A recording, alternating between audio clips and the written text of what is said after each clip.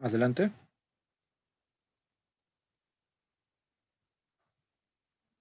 Favor de activar su micrófono, moderadora.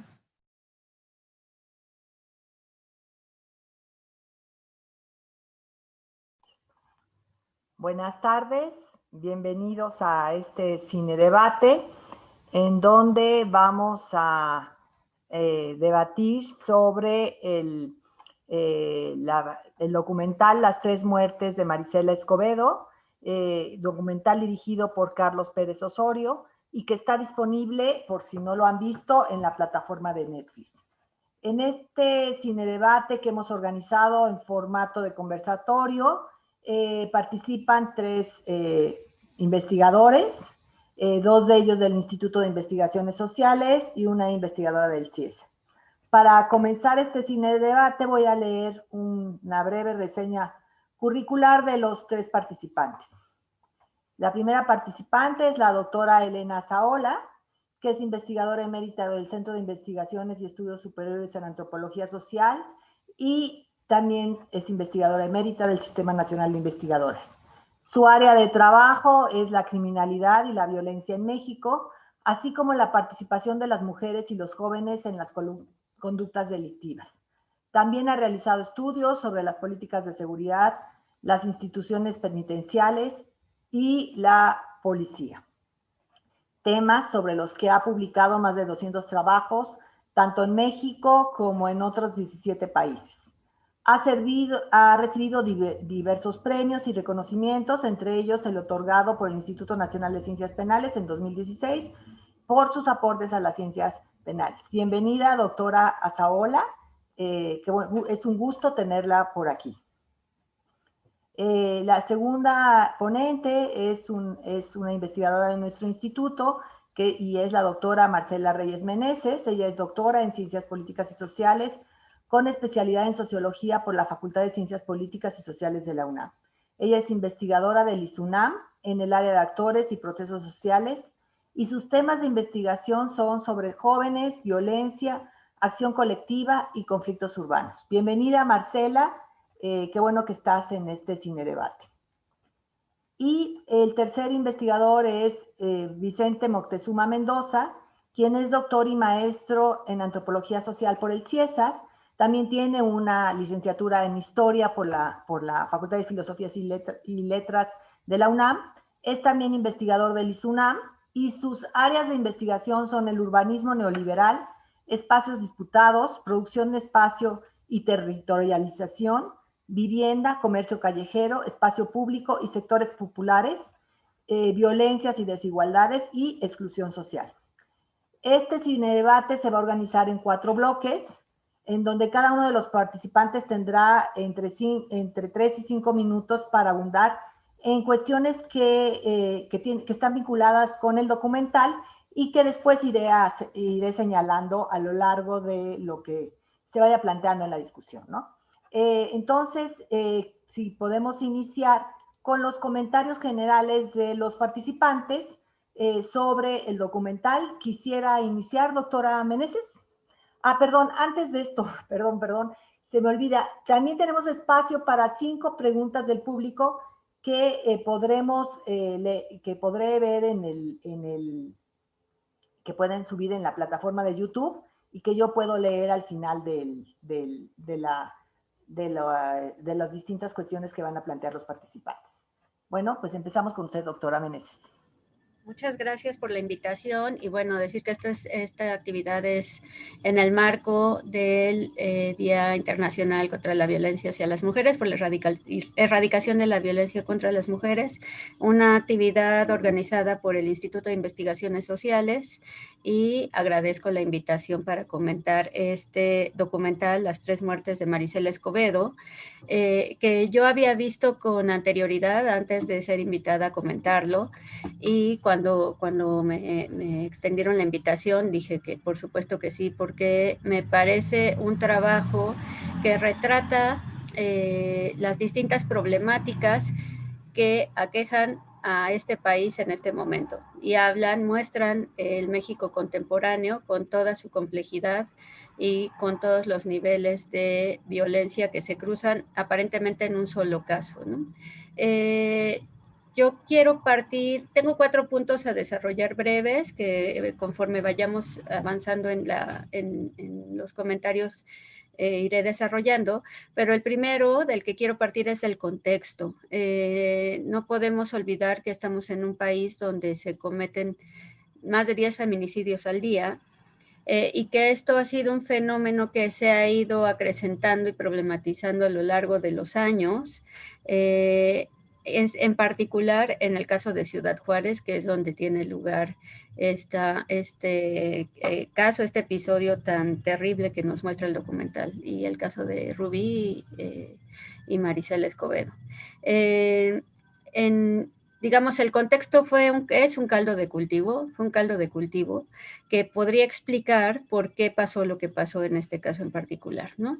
Estamos hablando de la ciudad pues, emblemática en este país a propósito de los feminicidios. Las muertas de Juárez es un lema, un eslogan que hemos ido nombrando y sosteniendo a lo largo del tiempo, y que comenzó como un problema sistemático en los años 90. Entonces, este caso de Rubí, el feminicidio de Rubí, ocurrió en 2008, y si empezó la problemática, empezó a visibilizarse en los 90, estamos hablando de más de una década en la que el problema de feminicidios, en particular en Ciudad Juárez, era recurrente, era cotidiano, parte del día a día de la población y en particular de las mujeres, ¿no? Y digamos que este caldo de cultivo, este contexto, lo que va generando es una constitución de subjetividades muy particulares, ¿no? En el caso de Rubí, pues vemos que es una mujer joven, colocada en este contexto pues de suma vulnerabilidad para las mujeres por el simple hecho de ser mujeres, y vemos al feminicida, ¿no? Que fue el novio y luego la pareja de Rubí, que también creció en este contexto, ¿no? En un contexto donde, digamos, creció siendo niño y siendo joven, se fue conformando bajo la idea de que es posible asesinar a las mujeres y que además no pasa nada, ¿no? Que se queda, digamos, en completa impunidad. Y esta creo que es la primera muerte de Maricela Escobedo, es el feminicidio de su hija, ¿no? Antes de confirmar que había sido asesinada, todo el viacrucis que tuvo que pasar para rastrearla, identificar quién había sido el culpable, en dónde estaba, ¿no? En dónde estaba ubicado el culpable. Todo eso por cuenta propia, tanto a título personal como de su familia, sin la intervención acertada de las autoridades encargadas de buscar, de encontrar a Rubí, de identificar al culpable, de detenerlo y de impartir justicia, ¿no? Entonces, pues vemos que es Maricela la que se hace cargo, Maricela y su familia se hace cargo de encontrar a su hija, de encontrar al culpable. Prácticamente lo detienen por azar, ¿no? Porque además no estuvo, la causa de la detención no era propiamente el feminicidio de Rubí. Y bueno, cuando vemos la escena en la que lo absuelven, ¿no? Que lo absuelven los jueces, pues es la segunda muerte de Rubí, lo que muestra en realidad el papel de las autoridades en que esta problemática se siga reproduciendo día a día, en tanto no ejercen su responsabilidad de proteger a la ciudadanía, a la población en general, mucho menos a las mujeres, y mucho menos de impartir justicia, ¿no? Vemos una serie de actores involucrados en este episodio tan terrible: autoridades municipales, autoridades estatales de Chihuahua y de Zacatecas, además de 2 estados distintos, y autoridades federales, ¿no? Partidos políticos, también involucrados en el cambio de gobiernos en Chihuahua y posteriormente la intervención del crimen organizado y de los Zetas en este caso en particular. O sea que este caso nos muestra exactamente la complejidad en la que estamos como país, los distintos actores que tienen poder y que lo ejercen, pero no a favor de la ciudadanía, y pues, deriva en un caso terrible de homicidio de la propia Maricela Escobedo, de la madre, mientras buscaba justicia para su hija a las puertas del Palacio de Gobierno de Chihuahua, que es el colmo, ¿no? A las puertas de las propias autoridades es asesinada y bueno, la persecución sigue contra su familia, que tuvo que asilarse en Estados Unidos y demás. Esto nos muestra precisamente el grado tan profundo y tan terrible, tan terrorífico en el que estamos como sociedad, a lo que estamos sujetas las mujeres por el simple hecho de ser mujeres, al nivel de violencia extremo y al posible descobijo en el que estamos por parte de las autoridades a lo largo del tiempo en sus distintos niveles y digamos en sus distintos ejes de actuación. Entonces esta es la tercera muerte de Maricela, pero en realidad nos muestra el grado tan extremo que puede alcanzar el problema. Entonces son mis primeros comentarios. Dejo aquí para seguir en la siguiente ronda. Gracias. Doctora Marcela, ¿puede continuar o con el siguiente expositor? ¿Tiene Claro, problema la doctora María Josefa Santos? claro. Sí, Vicente Moctezuma, adelante. Sí, bueno, primero también, pues estoy, digamos, como honrado de estar acá comentando este documental. Agradezco mucho la invitación a participar de este cine debate y pues poder hacerlo con Marcela Meneses y con Elena Saola, digamos, conjuntamente. Y bueno, creo que ya Marcela pues comentó varios aspectos, digamos, y realizó esta pequeña síntesis de algunos aspectos del documental, ¿no? Yo no lo había visto hasta ahora, justo para comentarlo hoy. La verdad es que es, sí, un documental pues que narra una historia muy dolorosa y terrible y que sin embargo pues es una historia que no es singular en el sentido de que sea una excepción en México, ¿no? Sino que es pues lo que viven miles de personas, de familias en el país hasta la fecha, ¿no? Creo que algo que es muy interesante que señaló Marcela de esta historia en particular es que en ella pues confluyen una serie de tramas, ¿no? De situaciones que muestran los problemas de la injusticia en México, ¿no? Desde la desaparición, ¿no? Como un elemento ahí que pues juega un papel en la impunidad, ¿no? En la posibilidad pues de denunciar un homicidio, digamos, de iniciar un proceso de averiguación. Hasta las formas en las cuales las autoridades, por incapacidad, pero también por negligencia y también por corrupción, ¿no? Por involucramiento con actores delictivos, pues desvían, digamos, y limitan las investigaciones, ¿no?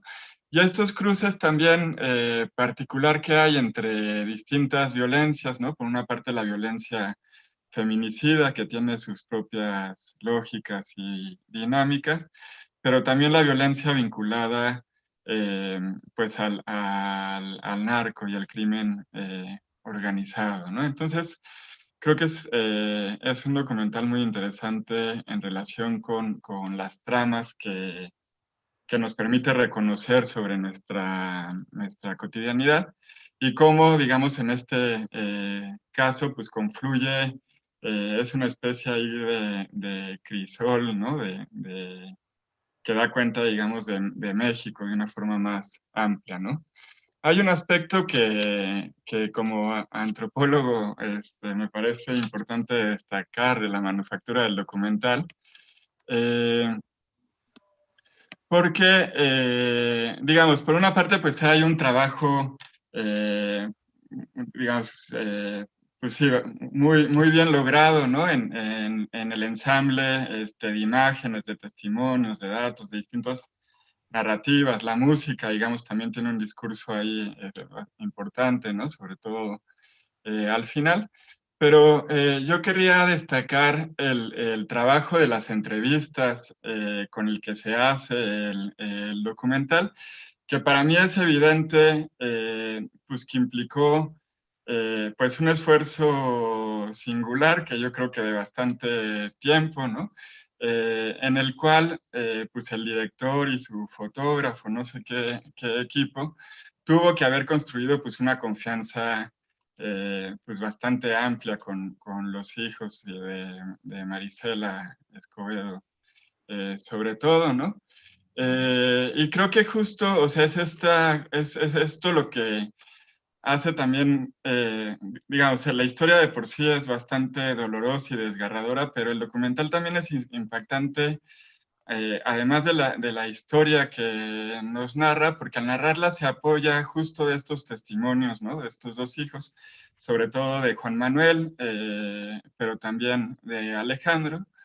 Y no sé, yo muchas veces me sorprendí de sentir tanta franqueza y profundidad en las palabras de algo que es tan doloroso, ¿no? Siento que el documental de alguna manera pues da un espacio a una pues intimidad muy íntima de la experiencia, ¿no? Y creo que eso es algo que hay que enfatizar más, ¿no? Para la gente como nosotros que está en la investigación social y que sabe, digamos, de lo difícil que es construir esta proximidad, ¿no? Y poder conocer de esta manera la experiencia de la gente, ¿no? Eh, no sé, hay otros aspectos como que más puntuales que querría como discutir en torno al documental. Igual y señalo ahí algunos, ¿no? Por una parte, esta cuestión que señalabas, Marcela, pues de que finalmente el asesino de Rubí, ¿no? Fue asesinado, digamos, en un enfrentamiento con militares, ¿no? Se plantea que él estaba implicado en una célula de los Zetas y muere. Y sin embargo, su muerte, para los espectadores, digamos, y los participantes, por lo que podemos ver en el documental de esta historia, no se siente en lo absoluto como algo que pueda aproximarlos a la justicia, ¿no? Por el contrario, la justicia queda, pues, uno siente, pues, truncada definitivamente. Y acá me hacía pensar eso sí, que la justicia, pues, no pasa por una dimensión individual, ¿no? Entre el perpetrador y su víctima, y sus, digamos, no solo Rubí, sino pues todos los que fueron afectados por esa muerte, ¿no? Sino que tiene una implicación, sí, del Estado, ¿no? Como este actor capaz de impedir la repetición de un daño similar para otras víctimas, ¿no? Entonces, digamos, como que creo que ahí hay una cuestión sobre la justicia, ¿no? Que esta experiencia nos permite reflexionar.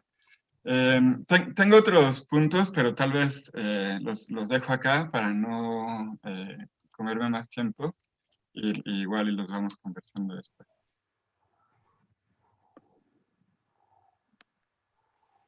Doctora Santos, su micrófono, por favor. Muchas gracias, doctor Moctezuma. Doctora Saola, por favor, tiene la palabra.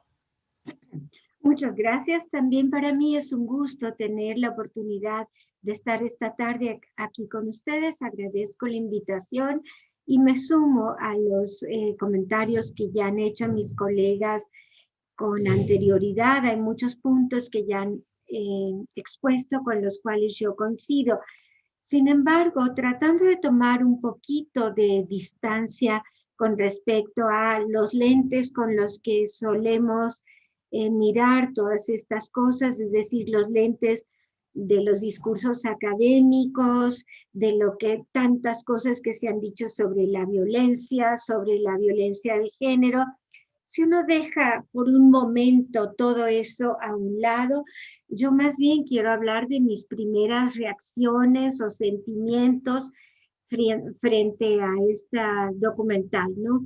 Yo siento que el documental en sí mismo desborda toda posibilidad de explicación posible realmente, ¿no? Es una cadena de hechos tan dolorosos, tan irracionales que, vaya, que es imposible o muy difícil dar cuenta de ellos, ¿no? Y hablando de estos sentimientos que por lo menos a mí me produce, yo no sé ustedes, pero yo terminé, si lo puedo decir con esas palabras tan llanas y tan francas, enamorada de esta señora, de Marisela, verdaderamente. Bueno, estaba tentada a decir qué personaje. No, ella se volvió un personaje, pero más bien fue una persona espectacular. Me parece que ella es un ejemplo de valor, de coraje, del amor infinito, sin límites de una madre. O sea, a mí me impacta cada una de las cosas que ella hizo a partir de que la hija se murió, la mataron. Es verdaderamente inaudito el tamaño de esa mujer. Me parece como verdaderamente, yo no sé si decir inconmensurable, ¿no? Me impacta también, me lo pregunto y no sabría yo cómo explicarlo. ¿Cómo es posible que el productor pues hubiese adivinado cómo iba a terminar esta historia? Porque el hecho es que él la siguió a lo largo de cada uno de esos trayectos y de esos momentos. Él fue como documentando cada uno de esos. Claro, la última muerte pues es la que ya no tiene remedio de todo este camino que ella recorrió de esa manera, ¿no? Pero insisto, el productor, ¿cómo sabía que así iba a terminar esta historia? ¿Cómo es que la fue grabando tramo por tramo? La verdad, no lo sé. Pero sí me parece lo que a mí principalmente me deja, también como ya señalaron, es bueno, es un caso que lo que muestra es las vivencias de tantísima gente en este país, ese sentimiento de desprotección, la impotencia más brutal, la rabia, la indiferencia, el abandono, la falta de funcionamiento de todas las instituciones que se conjugaron aquí para producir una tragedia tras otra, que se manifestaron, digamos, en la vida de un grupo de personas. Es verdaderamente, pues sí, un caso que resume, que nos habla de la historia de los años recientes de nuestro país, a través de la historia de una pequeña familia y sus tragedias, que hablan de tantas otras historias similares que enfrentamos y que, bueno, a mí sí me dejan conmovida, pasmada y, como quiero insistir, admirando profundamente la fortaleza, el amor, la capacidad de decisión de esa mujer que, bueno, dio la vida, pero no solamente la vida ese último momento, la vida de cada uno de sus momentos a partir de que matan a la hija. Ella no duda en entregarse por completo. Todos esos recorridos, a mí me dolía el alma pensar cada una de las caminatas, de las marchas, emprender el viaje hasta San Luis, hasta la Ciudad de México. No, es una cosa que era una mujer invencible, realmente un ejemplo impresionante. Verdaderamente yo no tengo palabras más que insistir en ese reconocimiento a ella como el emblema, ¿no? de la lucha de mujeres en este país que están dispuestas a decir ya basta, no más. Hasta aquí llegamos de violencia, ¿no? Y no, pues no parece que esto tope en ningún lado por lo pronto, pero ahí tenemos ese testimonio impresionantemente maravilloso y bello en este sentido, ¿no? De ver la capacidad de entrega de esa mujer. Es bellísimo, verdaderamente bellísimo, me lo parece. Aquí dejaría mi primer comentario. Muchas gracias, Elena, doctora Saola. A mí me gustaría volver con esto último que han mencionado tanto la doctora Elena Saola como el doctor Moctezuma. Quizá también lo dijo la doctora Meneses, pero me tuve que salir, tuve un problema de conexión. Quisiera que abundáramos un poquito sobre la protagonista de la película y sobre todas las gestiones y acciones que ha tenido, que tuvo que hacer después de la muerte de su hija Rubí, ¿no? Y que la llevaron a hacer cosas que tendría que haber hecho el Estado, que es algo que también dijo el doctor Moctezuma, o sea, desde buscar al yerno, al responsable del crimen, hasta medio apresarlo, porque al final termina apresándolo, ¿no? Termina participando en el operativo para apresarlo, buscar el cuerpo de su hija, buscar las evidencias para condenarlo, marchar para que de veras se haga la justicia que finalmente no acaba de hacerse. Entonces, a mí me gustaría preguntarles y que abundáramos sobre esta participación tan fuerte que tienen que tomar las víctimas de feminicidios o de cualquier otro homicidio, no solamente de feminicidio, sino de cualquier otro, ¿no? Este papel que finalmente tienen que tomar las víctimas, quizá este es un ejemplo muy evidente, ¿no? Muy bien documentado además, pero ¿qué papel están jugando las instituciones en México? ¿Y qué tan preparado está el Poder Judicial? Porque finalmente lo único que no hace esta mujer es juzgar al asesino. Es lo único que ella no está capacitada ni tiene las facultades del Estado para hacerlo. La única cosa que delega y finalmente no ocurre, ¿no? Entonces, ¿qué tanto ha avanzado desde hace 10 años que tiene este caso más o menos a ahorita el papel del Estado para tomar acción en contra de los feminicidios y en contra de la violencia de las mujeres, más allá de las cosas que se han publicado, ¿no? Que recientemente en el 2020 se acaba de publicar por el Poder Judicial un protocolo para juzgar con perspectiva de género, ¿no? Que lo acaba de publicar la Suprema Corte de Justicia de la Nación. Bueno, más allá de esto, ¿qué tanto consideran ustedes que son especialistas en violencia los tres, que han avanzado las instituciones mexicanas? ¿O seguimos igual? Esperemos que no digan eso, por favor.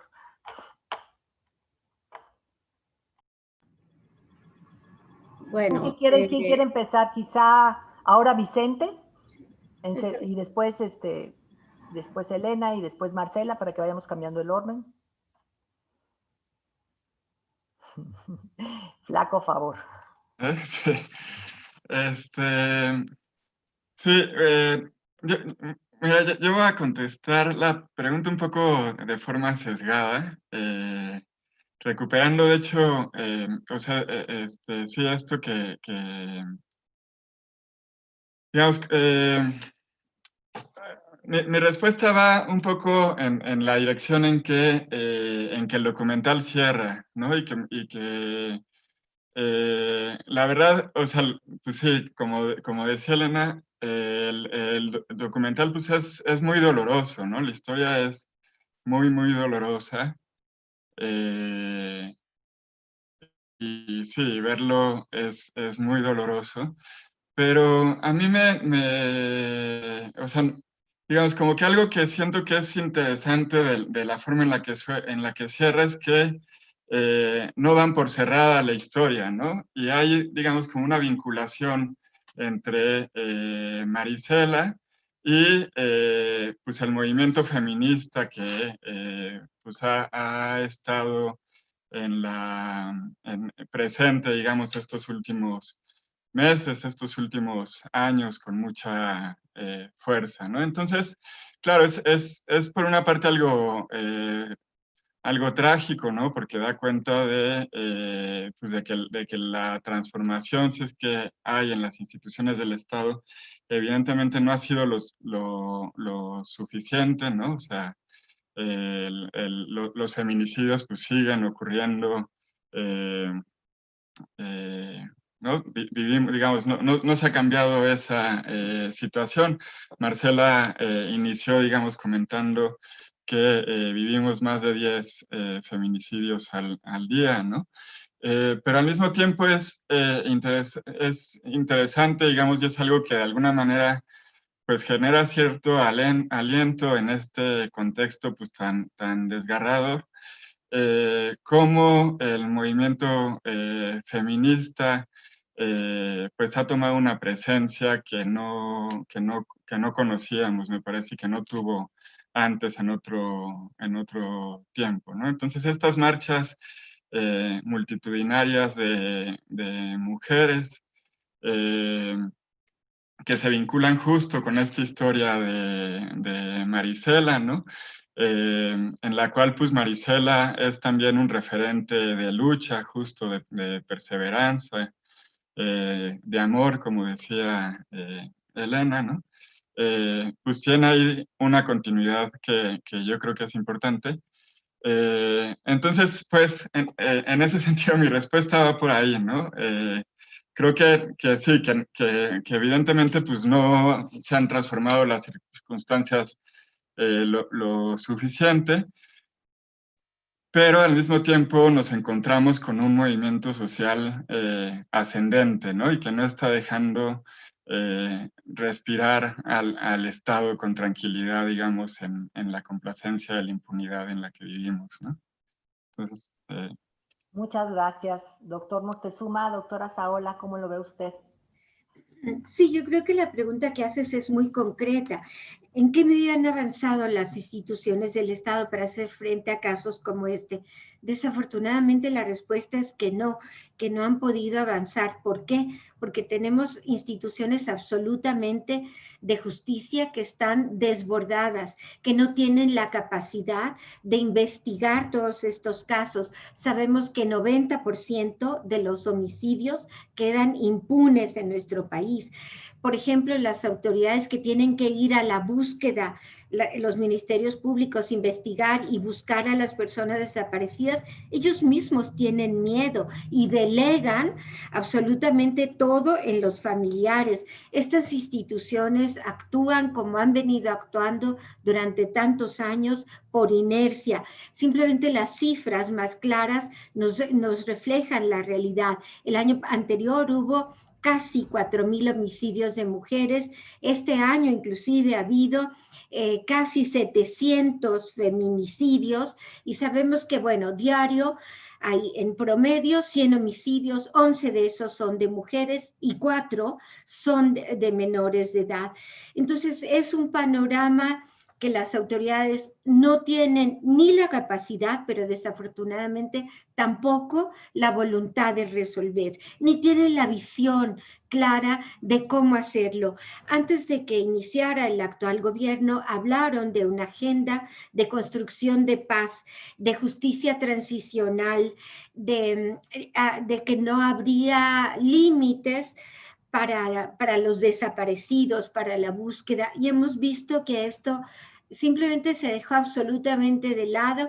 No se habla ya de una agenda con un programa concreto, cómo vamos a construir la paz.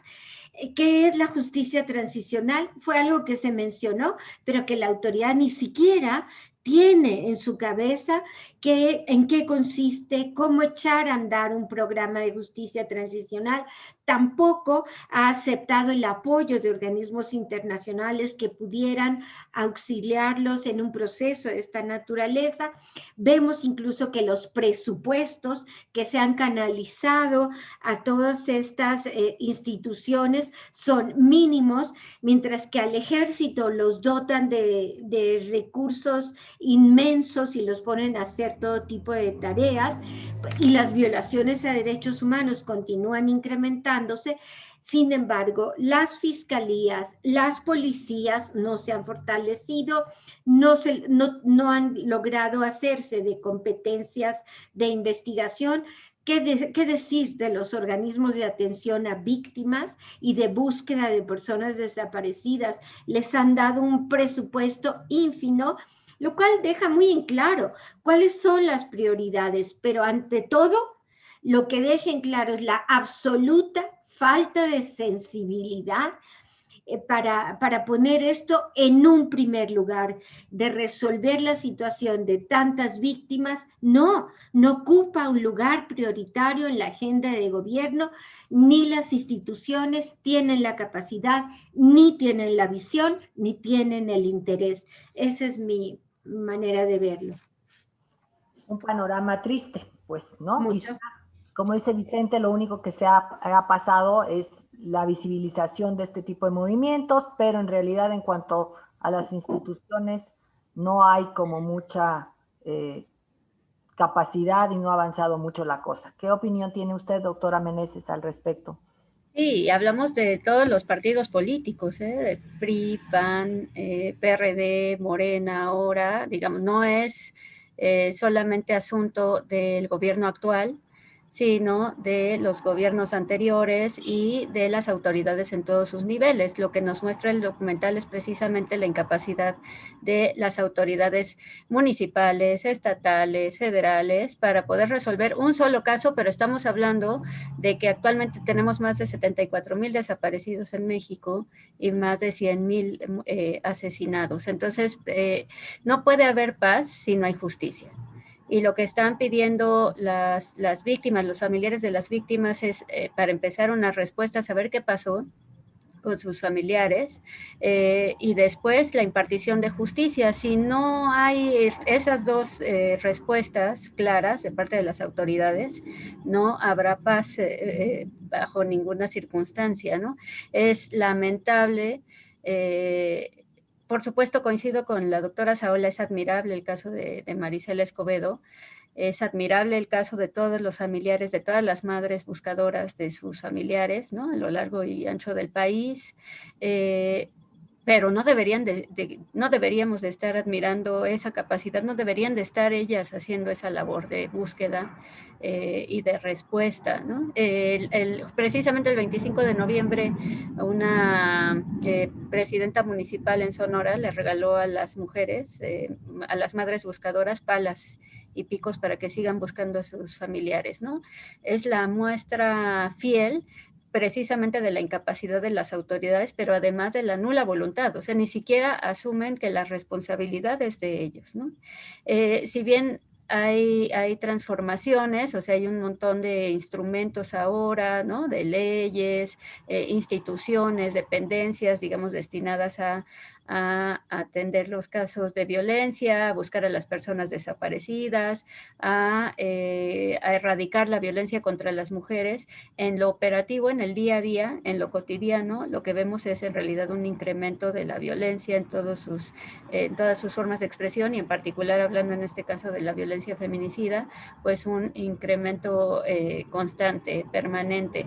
Entonces vemos que por un lado está el papel, ¿no? Está los eventos públicos de las autoridades y bueno, toda esta parafernalia institucional, y por otro lado lo que tiene que pasar la gente en el día a día, que de entrada no debería de estar pasando, no deberían de estar exigiendo justicia ni buscando a sus familiares, pero una vez que lo están atravesando, pues que no obtienen respuesta, ¿no? Y lo que vemos es que en realidad, más que una construcción de paz, lo que vemos son distintos también episodios de más violencia, pues, ¿no? Hablaba Vicente del movimiento feminista y mucho de lo que ahora se acusa y se escandaliza contra en particular contra las mujeres, las feministas más jóvenes, es que actúan de manera muy violenta y van y rayan y pintan y incendian lo que pueden, pero al observar el documental,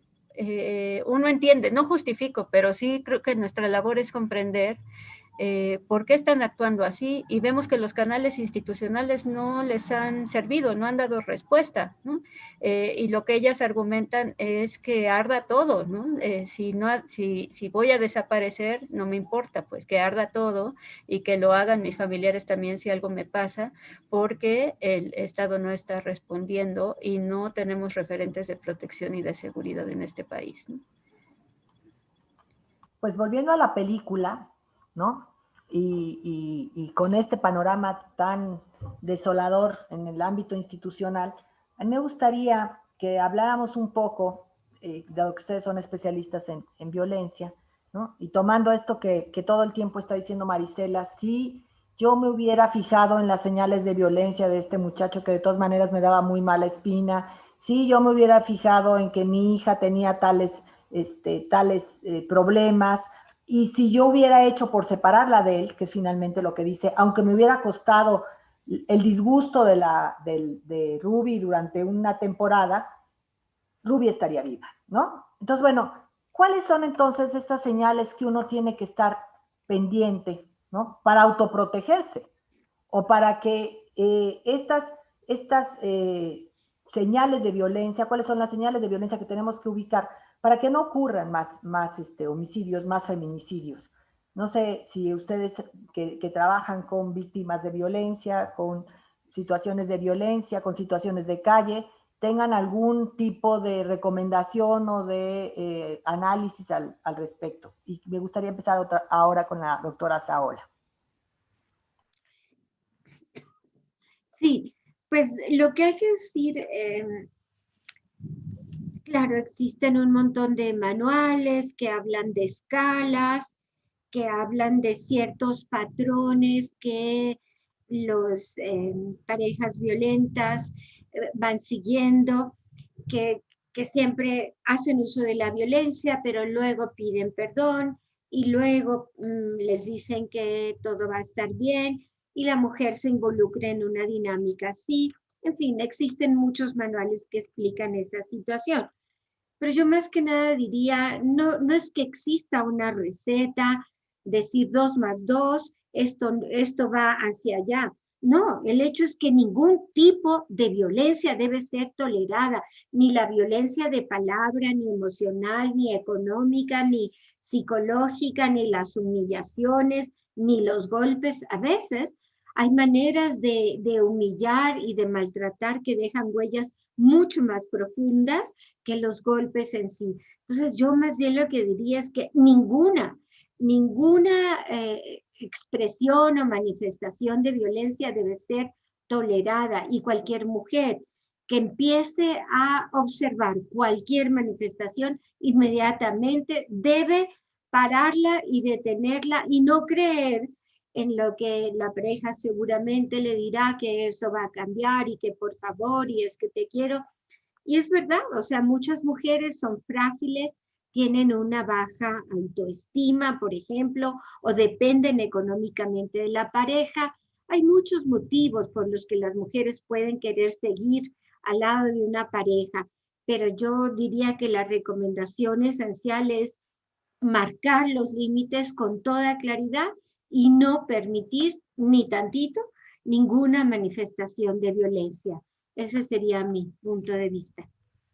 Y hacia afuera, doctora Meneses, eso sería, digamos, dentro de la relación, pero hacia afuera, ¿cuáles son las señales que nosotras, como madres de hijas, tú y yo tenemos hijas, por ejemplo, ¿no? Tenemos que estar como al pendiente para poder proteger a nuestras hijas, a nuestras colegas, a nuestras amigas, como para poder ubicar, ¿no? Que esto se está Yo saliendo creo que el tema no es de ubicarnos unas como víctimas y los otros como victimarios, sino reconocer que estamos fincados, nuestra sociedad está fincada en lógicas de violencia y de violencia patriarcal además, o sea, el patriarcado sobre el que se sustenta nuestra sociedad explica mucho, mucho de lo que está pasando ahora, ¿no?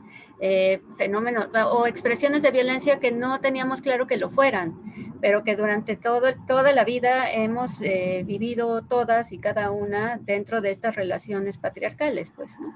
El extremo es efectivamente el feminicidio, pero en el día a día encontramos distintas formas o tenemos distintas formas de relacionarnos a través de la violencia, y lo interesante para mí es identificar qué sentidos y qué significados tiene la violencia para cada uno de nosotros, para las comunidades en las que convivimos, cómo nos relacionamos en torno a ella, cómo reproducimos a veces, sin quererlo, a veces de manera inconsciente, reproducimos también estas mismas lógicas de violencia. Entonces, no se trata de dicotomizar entre víctimas y victimarios o hacer un violentómetro, ¿no? A ver, medir el violentómetro a ver hasta dónde aguantamos, sino identificar cómo de manera cotidiana nos vamos relacionando desde la violencia misma, cómo la reproducimos, y en realidad lo que tenemos que hacer es un esfuerzo conjunto por desmontar también estas lógicas de violencia, ¿no? En las que participamos activamente unas y otros. La violencia además se enseña, ¿no? Se aprende, pues se va transmitiendo de generación en generación, y me parece que la clave, y como bien lo apuntas, Marijose, es qué tipo de generaciones vamos nosotros conformando, ¿no? ¿Qué elementos vamos transmitiéndoles, qué sentidos vamos transmitiendo para las siguientes generaciones, y ahí es donde está la labor, también me parece importante, de trabajo y de atención de nosotros que somos relativamente más conscientes de la problemática de violencia en la que estamos.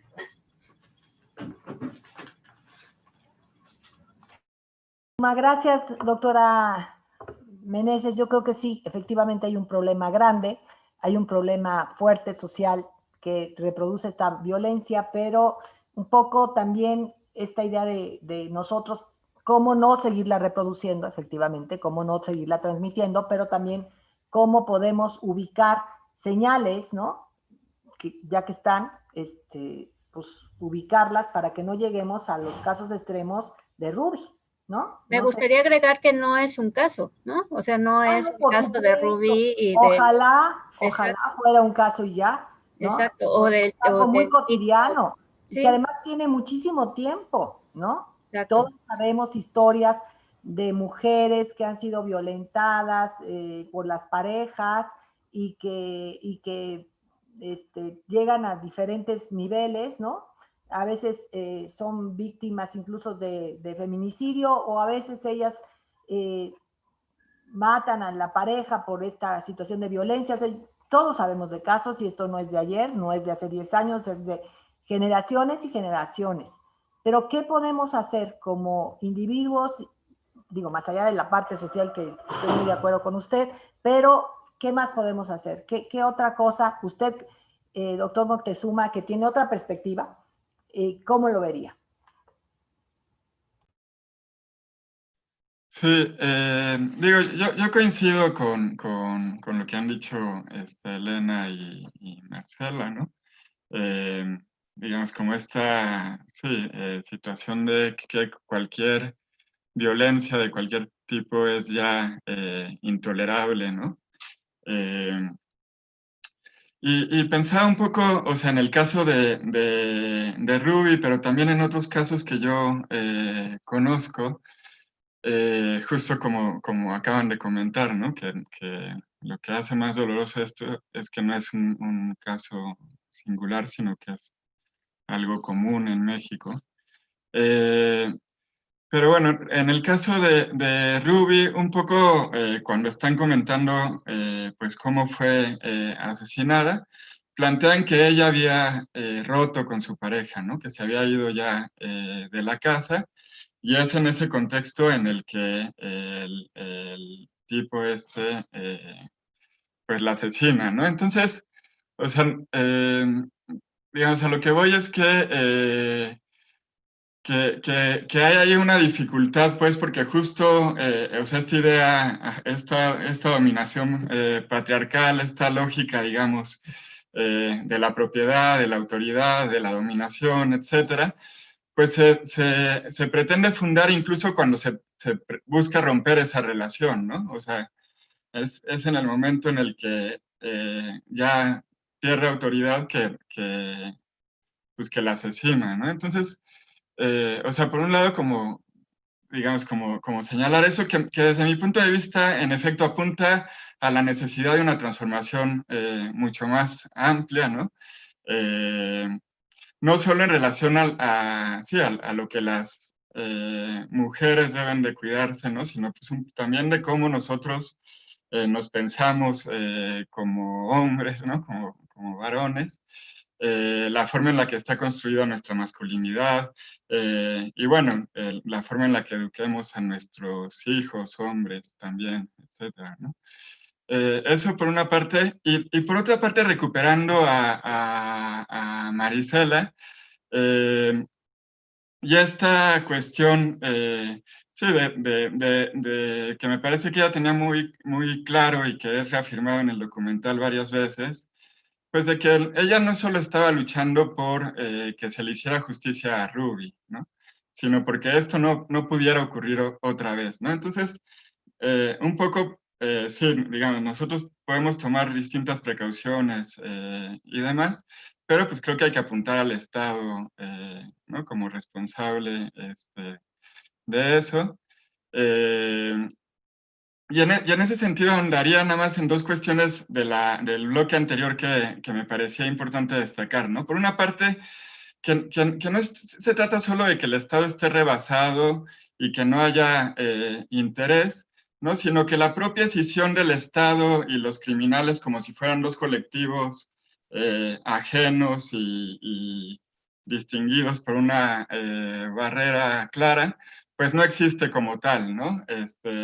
El caso de Ayotzinapa, por ejemplo, pues dio una gran visibilidad de la implicación de distintos agentes estatales en el crimen.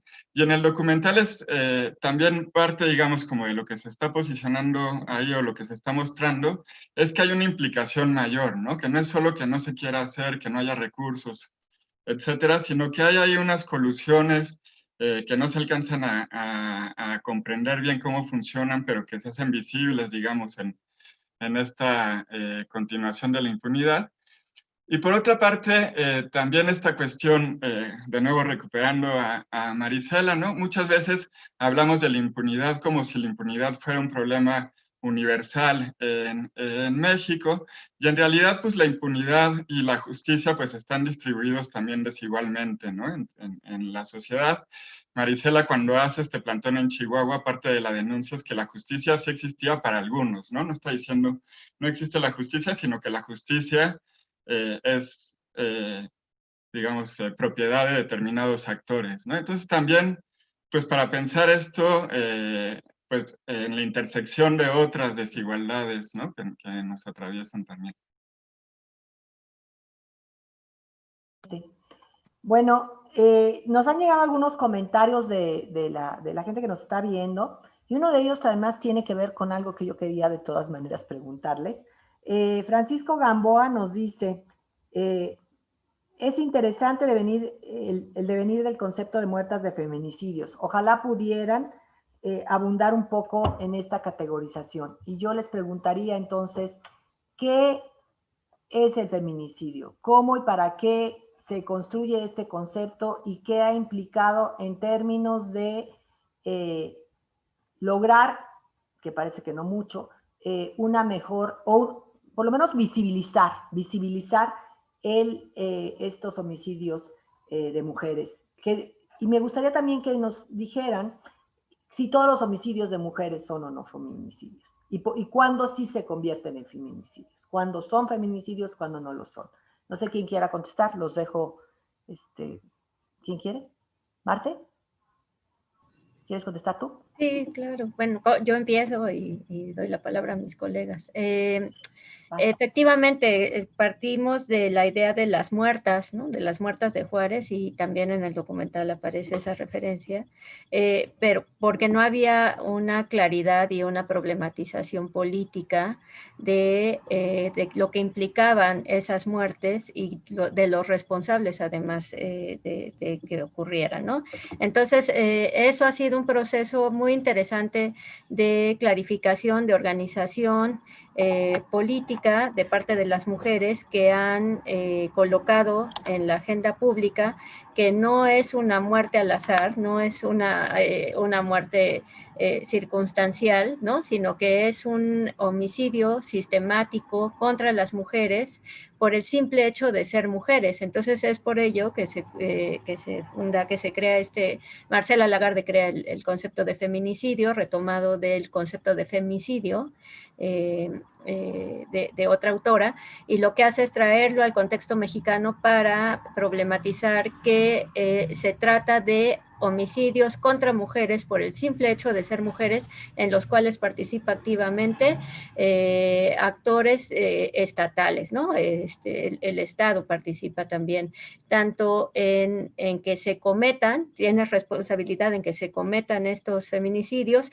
como en la nula impartición de justicia, ¿no? Entonces, este proceso de problematización, de complejidad del fenómeno, ha sido un proceso muy interesante propio de las mujeres, y hay que reconocerlo como un logro también del movimiento feminista. ¿Y en qué momento es feminicidio? En el momento en que se reconoce que son asesinadas por el hecho de ser mujeres. O sea, puede ser asesinada una mujer, sí, pero digamos por otras circunstancias, ¿no? Qué sé yo, que una bala perdida o un ataque generalizado contra un grupo de personas, pero en el hecho de ser mujeres es el que definiría entonces que se trata de un feminicidio. No sé si alguien quiere abundar en esto o me sigo con los otros comentarios, porque aunque ustedes no lo crean, han llegado muchos. Qué emoción que tenemos, que ha habido interés. ¿Alguien más? Vicente, Elena. Yo nada más agregaría que he escuchado por parte de abogados dos posiciones distintas. Algunos lo consideran un delito que es difícil de tipificar, porque esta definición de matar a alguien por el hecho de ser mujeres, ¿quién la define? El perpetrador va a dar cuenta que la mató por el hecho de ser mujer. El tipo penal sí trae incluso dentro de sus características que haya sido muerta con especial saña, con particular crueldad. Y esto vemos que es tan común.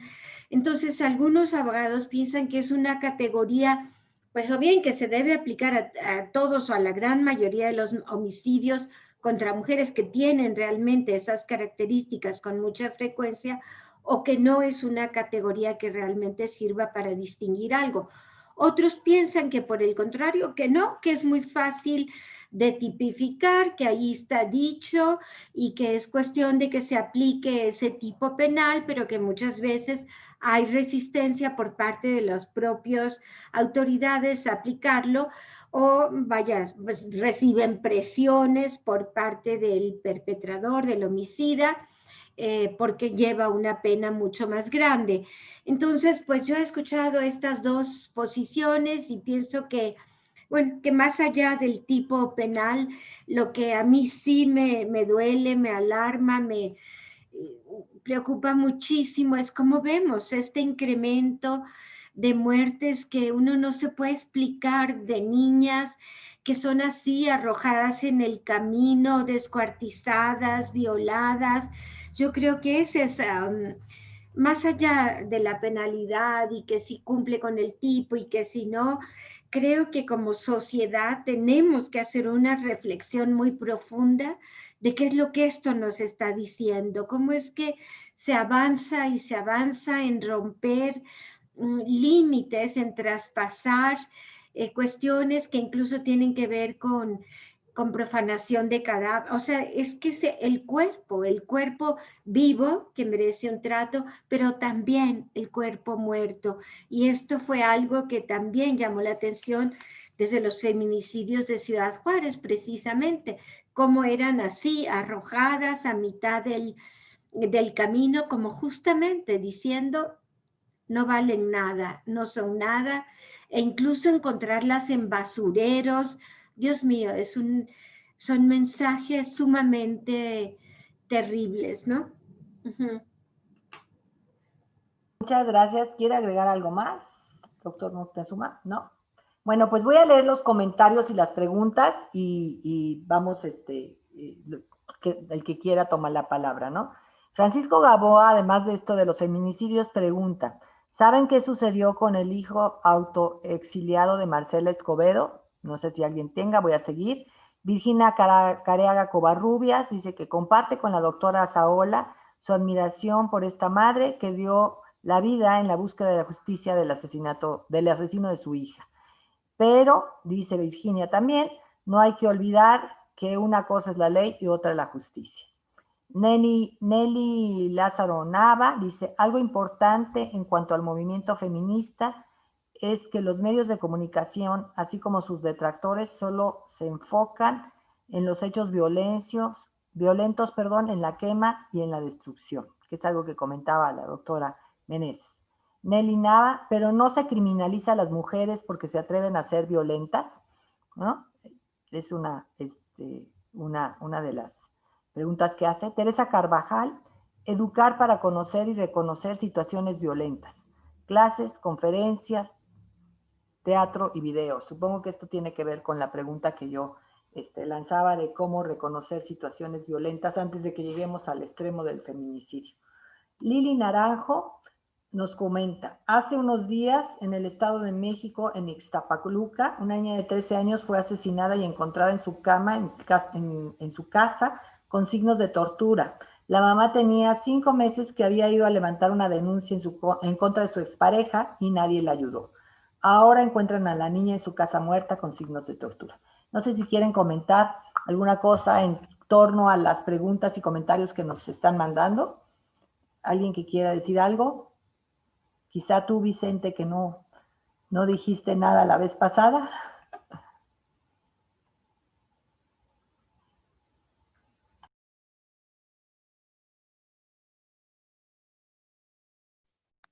Perdón, me quedé con el micrófono apagado. Sí,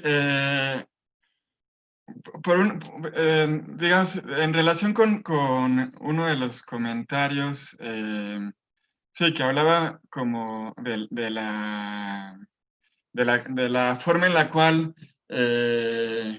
hay pues esta sensibilidad, ¿no? Por los monumentos, por la infraestructura urbana, por ciertos objetos, ¿no? Por piedras.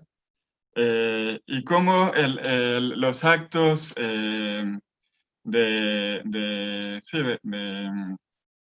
distintas protestas, digamos, que han tratado de visibilizar esta violencia contra las mujeres que vivimos en el país, y que para ello pues hacen uso, digamos, de la ciudad y destruyen ciertos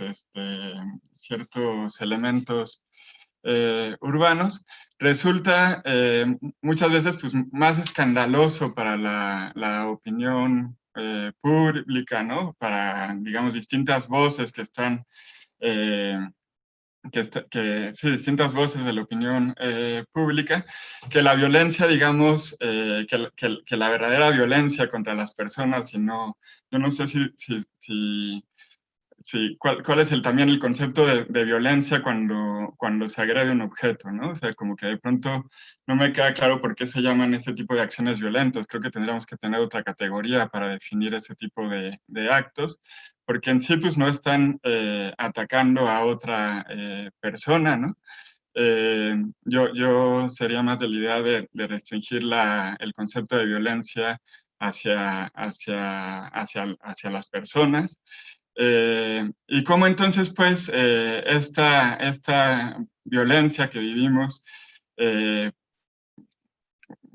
que no sabría cómo describir, porque igual, o sea, pues no hay palabras para describir pues las muertes, las violaciones, los golpes, las desapariciones, etcétera, pasan a un segundo plano, ¿no? Creo que en efecto pues hay una sensibilidad social que está muy, muy trastocada, ¿no? Y que estamos, pues, o sea, creo que esta crueldad que vivimos en la actualidad, pues no puede entenderse también sin esta normalización, digamos, y apatía, ¿no? Frente al dolor de los demás, ¿no? Entonces, no sé, fue más un comentario así, desordenado, pero Muchas gracias, doctor que genera Moctezuma. mucho conflicto.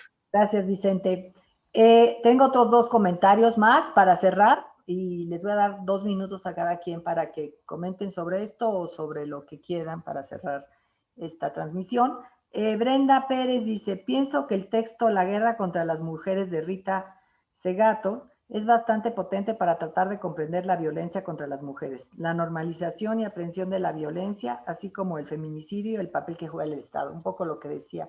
Yo agregaría también el libro de Pedagogías de la Crueldad, también de Segato, ¿no? Ah, de Segato, ok. Esa es otra recomendación.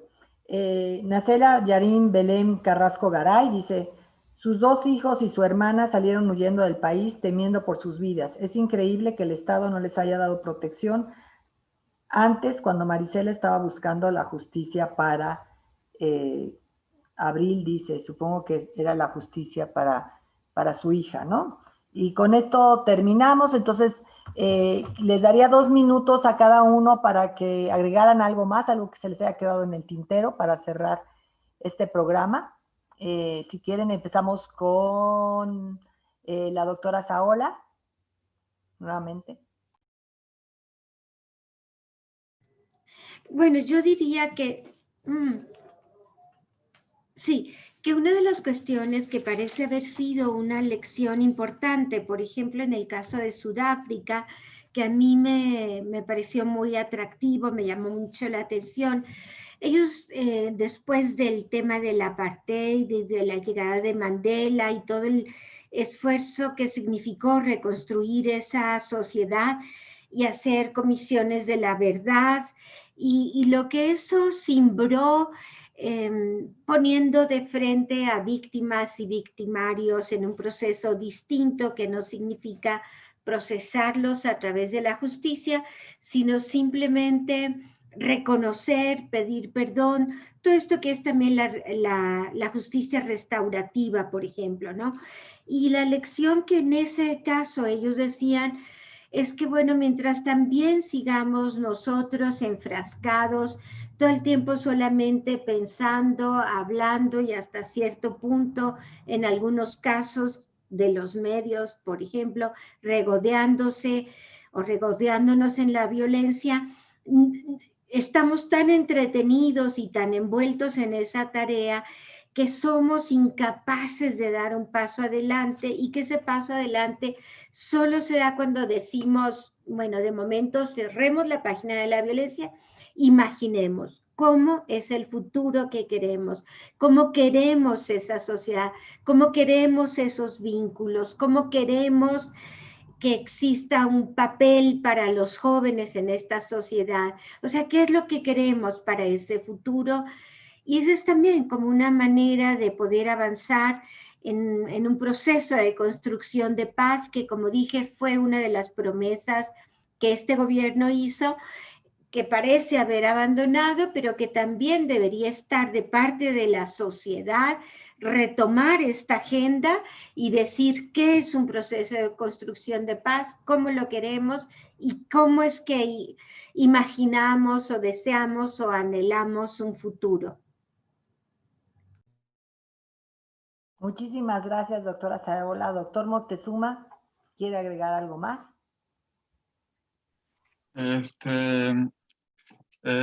No, la verdad es que la invitación que nos hace Elena pues me parece muy, muy sugerente, ¿no? Tratar de pensar justo en qué futuro.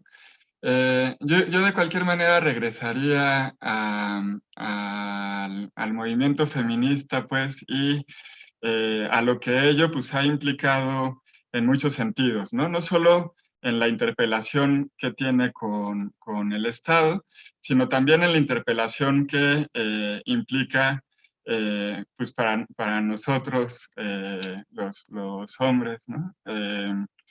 Y la forma en la cual este movimiento pues, nos ha hecho a varios de nosotros pues ponernos bajo análisis, ¿no? O sea, y repensarnos, repensar cómo han sido nuestras relaciones, cómo las queremos construir, cómo nos entendemos a nosotros mismos, ¿no? Sí, cuestiones, digamos, pues que no son fáciles, porque además pues hemos sido formados de una forma como sujetos, ¿no? Y tenemos que deconstruirnos. Entonces, o sea, creo que el movimiento feminista pues está también, digamos, como abonando a esta reflexión en la construcción de un futuro justo, ¿no? Entonces sería eso. Muchas gracias, doctor Moctezuma. Doctora Meneses, si quiere agregar algo al final. Gracias. Sí, no puede haber un futuro mejor si no lo construimos desde el presente y cada uno asumiendo nuestra responsabilidad individual, sí, pero también en la manera en que nos relacionamos con nuestros próximos, nuestros cercanos y en lo colectivo también, ¿no? Tenemos responsabilidad todos, no solo en el nivel de cuidarnos, sino en la necesidad de desmontar estas lógicas de violencia sobre las cuales nos relacionamos y en asumir que hay un problema serio de violencia que ha llegado al extremo de desapariciones y de homicidios y feminicidios para cientos de miles de personas en este país y que también es responsabilidad nuestra evitar que eso suceda, acompañar a las víctimas, exigir justicia y reparación del daño y exigir a las autoridades que cumplan con su responsabilidad. Entonces son distintos niveles de acción, de asunción de responsabilidades y tenemos que actuar desde ahora, ya ahora mismo. Gracias. Muchísimas gracias, doctora Meneses. Muchísimas gracias también a la doctora Saola, que no es de casa y que tuvo la gentileza de aceptar nuestra invitación. Muchísimas gracias. Muchísimas gracias, doctor Moctezuma Mendoza, por estar con nosotros también. Quiero dar las gracias también a todos aquellos que nos escucharon en este primer evento, según entiendo, de nuestro instituto, en el marco de las jornadas 25N del Día Internacional para Erradicar la Violencia de la Mujer, ¿no? Y que el evento fue el cine debate en torno a la película Las tres muertes de Marisela Escobedo. Muchas gracias nuevamente y habrá otros eventos. Creo que el próximo viernes tenemos otro, un comercial para quienes nos están siguiendo, que será oportunamente anunciado en las redes sociales del instituto. Muchas gracias de nuevo y nos estamos viendo. Muchas gracias, colegas, por estar con nosotros. Gracias. Gracias a ustedes, muchas gracias. Y gracias a la licenciada Laura Calvo, además, que fue la que tuvo la iniciativa de organizar este evento. Nos invitó a todos. Gracias. Muchas gracias, Laura. Gracias, buena tarde. Chao. Hasta luego. Bye.